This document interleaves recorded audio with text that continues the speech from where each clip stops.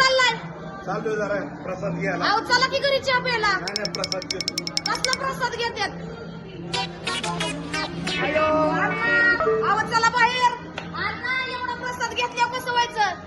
काय मी अण्णा तुमची तब्येत काय? तुम्ही डाएट करताय आणि तुम्ही इतका प्रसाद घेतल्यावर कसं व्हायचं? अवघड आहे बघा मित्रमैत्रिणींनो. माणसाने जर असा डाएट केला तर थांबा ना 2 मिनिटं.